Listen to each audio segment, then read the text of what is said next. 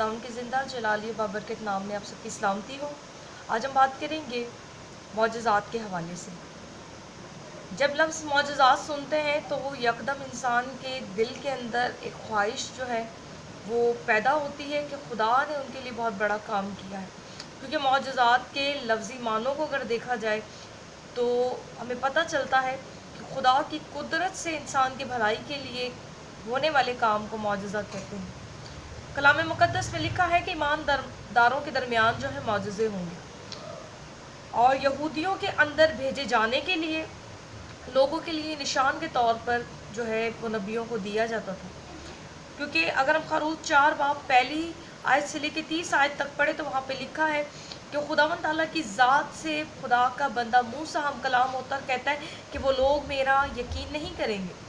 तो खुदा उससे जो है वो डायलॉग्स के अंदर इस बात को बयान करता है कि मैं तुझे मौजज़ात दूंगा, और उससे उन निशानों को देखकर वो तेरा यकीन करेंगे।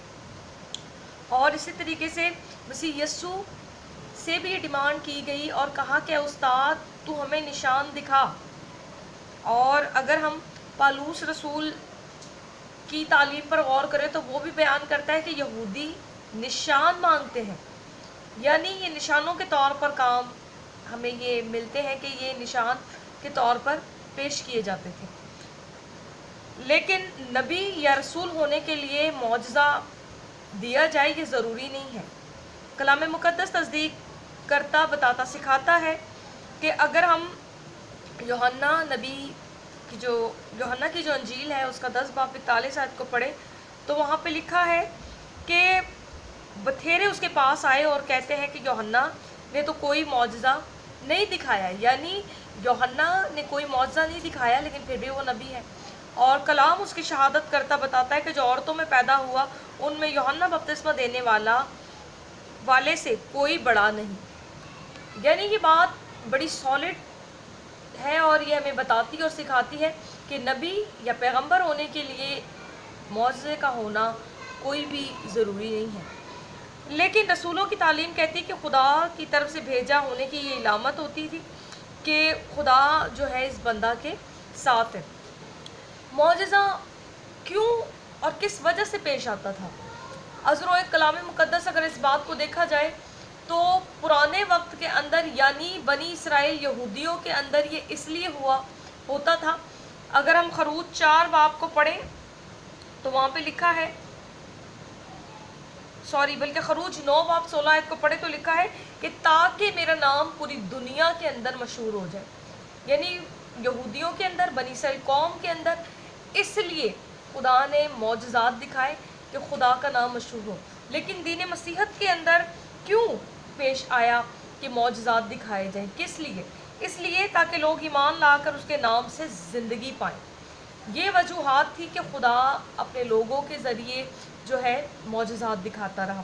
लेकिन मैं आपसे एक बात ज़रूर क्लियर करना चाहूँगी कि आपको होशियार और ख़बरदार होने की ज़रूरत है कि मौजज़ात किसी खादम की तालीम, तंजीम या भेद की तस्दीक नहीं करते, बल्कि खुदा की तर्स को ज़ाहिर करते हैं। मैं बहुत सारे आपको हवाले कोड करवा सकती हूँ इस बात को लेकर कि जितने भी मौजज़ात रोनुमा होते हैं वो खुदा की कुदरत और उसके तर्स के वसीला से, उसमें खादिम की या खुदा के लोगों की कोई वक़्त ताकत नहीं होती कि वो अपनी उस पावर का इस्तेमाल कर मौजज़े जो है करते हैं।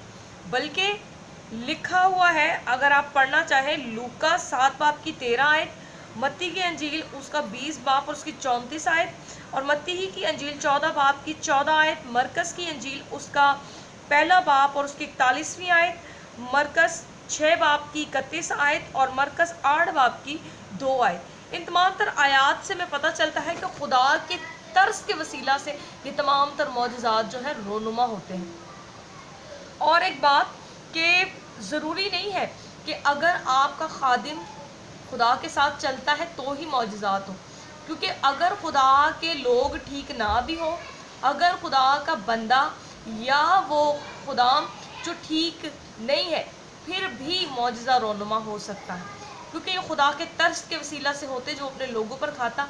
इसने खादिम की कोई भी ऐसी وہ کا طاقت نہیں ہوتی کہ وہ اپنے آپ پر غرور کرے، اپنے آپ کو کچھ سمجھے کہ میں نے اس کام کو کیا اور دیکھیں جی خدا میرے ساتھ ہے.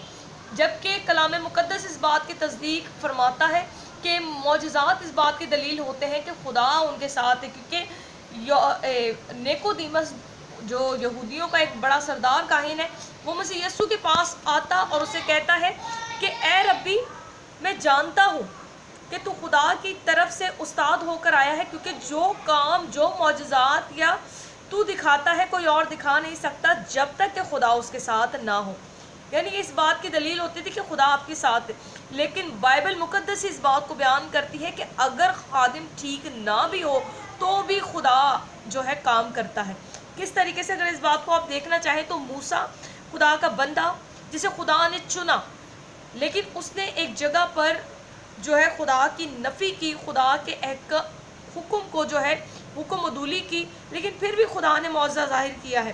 اگر ہم استثناء 32 باب کی نہیں بلکہ خروج 20 باب کی 7 سے 12 آیت اور پھر 24ویں آیت کو دیکھیں تو وہاں پہ لکھا ہے کہ خدا نے جب حکم دیا موسیٰ کو کہ تو اس چٹان سے کہنا وہ تجھے پانی دے گی دستے صحین کے موقع پر، اس وقت چٹان کے اوپر ضرب لگائی موسیٰ نے، یعنی خدا کے حکم کی عدولی کی ہے، لیکن پھر بھی چٹان سے پانی نکل آیا.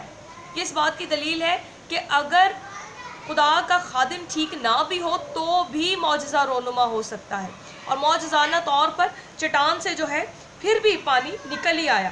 اگر ہم ساؤل کی زندگی پہ غور کریں تو ساؤل نبی خدا کا جو چنا ہوا تھا، اسے بادشاہ ہونے کے لیے جو ہے مسا کیا گیا، وہ بھی ہمیں بتاتا سکھاتا ہے کہ جبکہ وہ کرپٹ تھا، اس نے خدا کی جو ہے نافرمانی کی، اس کے باوجود بھی خدا نے جو امالیکیوں کے ساتھ جو جنگ لڑی گئی اس میں اسے فتح مند ٹھہرایا ہے.